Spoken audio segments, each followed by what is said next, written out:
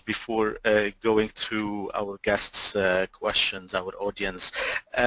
You mentioned glia, primed glia, as a potential contributor.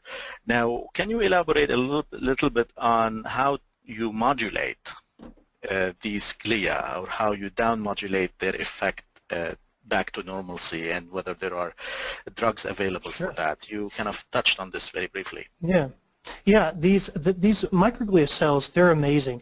They can snap in and out of that activated state in minutes, if not seconds. So I've seen videos where these things can go from normal to activated in less than 30 seconds, and they can go back. So there's multiple states. There's actually more than what I talked about. There's the normal state, there's this kind of aggravated, angry state, then there's that activated pro-inflammatory state. There's also another one which we call the alternative activation state that's actually neuroprotective and calming.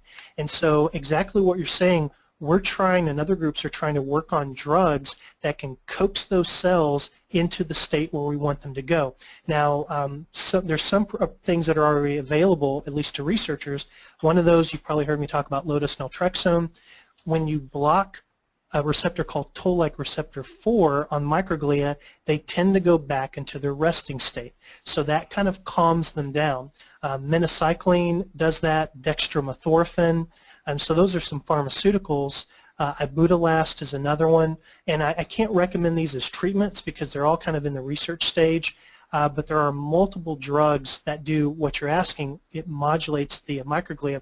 And it also looks like there's a lot of kind of supplements and herbs that do this. So curcumin, which comes from turmeric root, resveratrol, trying to think of a few other ones,